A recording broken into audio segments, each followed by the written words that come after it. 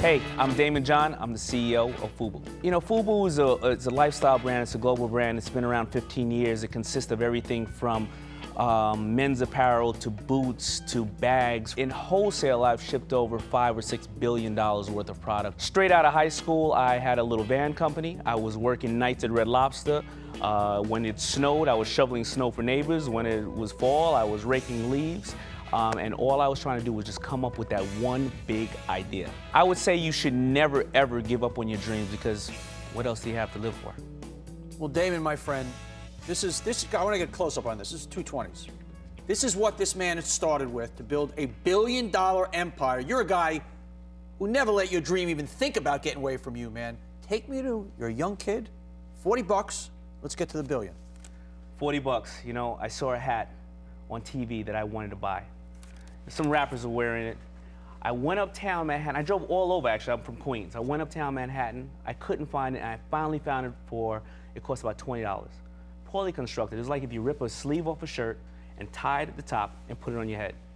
I knew how to sew a straight line. You know, I didn't have much money growing up. My mother sewed my clothes. I watched her. I went home. I bought $40 of material. I sewed the hats, and I went outside and sold them. But what happened when you saw, okay, that was a hat that you wanted. What was the light bulb that said, okay, wait, that's a cool hat, I'm gonna make them myself? You know, I was like, you know, a lot of other people who are always looking to make an extra dollar. And I thought that hopefully I can sell enough hats and, you know, maybe, you know, do this for a year or 2 years while the fad was around. So that's really what happened, because I knew I couldn't find it, and I knew that all other kids wanted it, so why not take advantage of that? And your first big selling night, you sell 800 bucks worth of hats. It was the Friday prior to Easter Sunday, 1992. I sold $800 worth of hats. It was freezing out there. I was on the way home, driving home, counting the $800, hit somebody in the rear. Guess how much it cost to fix their bumper? 800 bucks. 800 bucks. First lesson in business, First lesson, but you know, you make it and it goes just like Made that. you hungry. Give me, I want the Daymond game plan here, because I'm sitting here watching you at home. Okay, obviously a bright guy, okay? Yeah, 40 bucks, sells 800 bucks in a hat. How the hell did you get to $1 billion? I mean, give me, if you're just gonna go real fast, I did this, this is my secrets, you're giving it to them right now. What were your secrets, man? Here was my secrets. I was addressing a market that was not acknowledged. It was being serviced but not acknowledged, first of all. I didn't have much money, but I knew that at that time, rap videos were our world's version of CNN. I took 10 shirts. It took me about 2 years, the same 10 shirts. I'd put it on a rapper, take it back. Put it on another rapper, take it back. Wear it on a date, dry clean it, put it on another rapper, take it back. But I knew that those 10 shirts were millions and millions of dollars worth of advertising, because that was a constant running commercial. Now we call it product integration or product placement. You didn't know what, you just knew it was a smart thing to do. I just knew, first of all, I was next to a rapper like LL Cool J. I loved him as a rapper, so first of all, I was standing next to him. Second of all, he was wearing my product. Third of all, I was sitting at home going, that's my stuff on TV. I love it. So you were a smart guy. You were kind of a little bit of a fake it till you make it guy, in that you literally had 10 shirts. You didn't own any more than that, yet you put them on the rappers. You seemed bigger, and even when you went to your first trade show, you did a fake it till you make it thing where you couldn't afford a booth. Couldn't afford a booth. It was 4 of us in FUBU, so about 5 of us flew out to the Magic Show in Las Vegas. We all stayed in, you know, a little hotel room, 2 beds. We all slept on the beds there. You know, well, obviously, I slept on the floor, they slept on the bed, whatever the case was. And we told all the buyers in the country, we sent out mailers with pictures of all these artists wearing the product, that will be there.